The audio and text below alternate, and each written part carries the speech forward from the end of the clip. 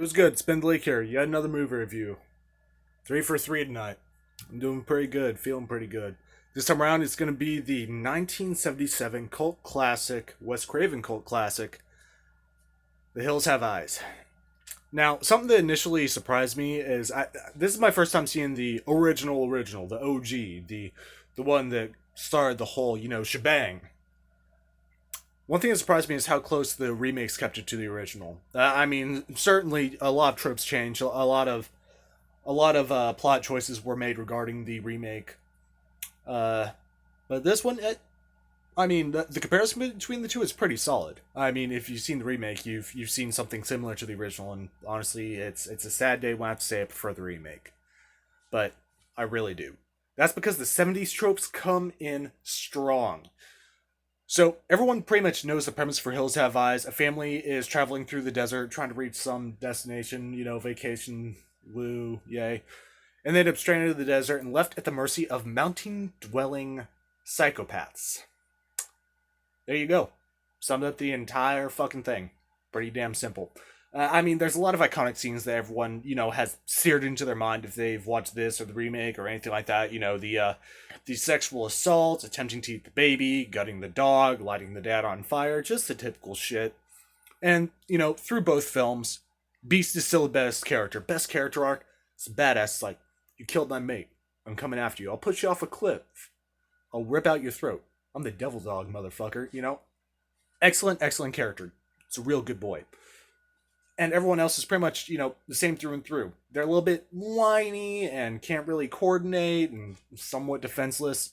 The '70s tropes really reach their peak for me near the climax, where Ruby, instead of just rushing to push Mars off the cliff and die with him, takes the time to see a struggle between what's his face and Mars. Yeah, I know the family better than I know the victims. I know the cannibals better than I know the victims. That's pretty sad, but that, let's face it, they're the real main characters of this entire clusterfuck. Whenever she sees a scuffle between the father, you know, and Mars, she's running over, she stops, and then she takes a while to play with the rattlesnake so she can use it to bite Mars. Like, come on.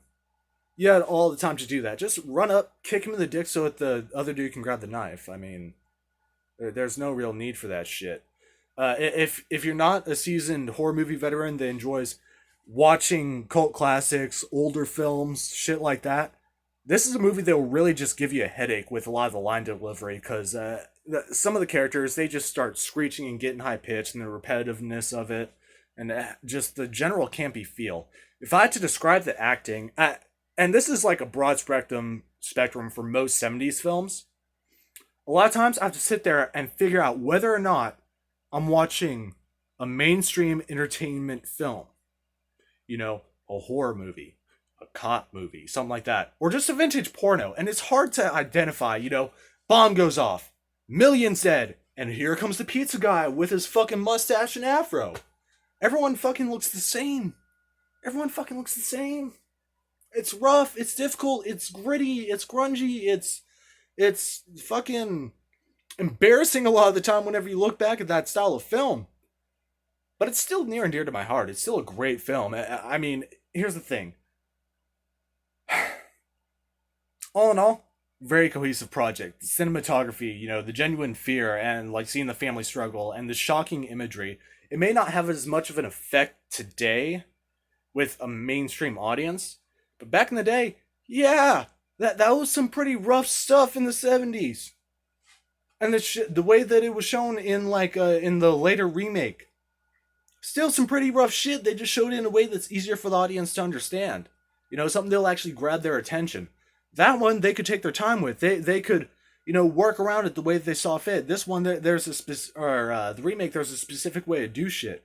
I don't mean to make these comparisons in this way. It's just my thought process. I go with familiarity. I cling to familiarity in order to make a comparison. I grew up with the remake, not the original. I enjoyed the original for the first time, so it's some way for me to kind of ground myself.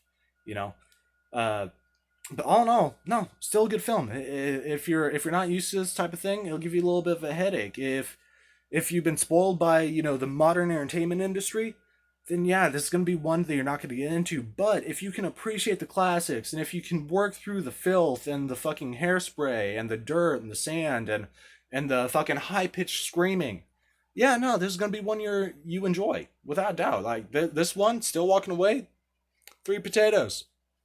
Uh, you can tell what bothered me. I've already talked about the screaming and like some of the general camp was hard to get through. You know, I might rewatch this, but let's face it, it's gonna be going in the background. I'm not gonna be sitting there paying attention, studying it like I have a fucking test coming up, like it will some of the films I enjoy. But no, it's still a cohesive film. Still holds up. It's still a good watch. So three's as far as I'll go. You seen this film? What are your thoughts on it? Post in comments down below. Like, comment, subscribe. Keep on keeping on. You probably find like a fucking pirated version on YouTube, like full length. I mean, I know it's on Shudder. You can buy a DVD copy somewhere. Whatever. Get your hands on it and watch it. Keep on keeping on. I think it might be finally time for me to go to bed.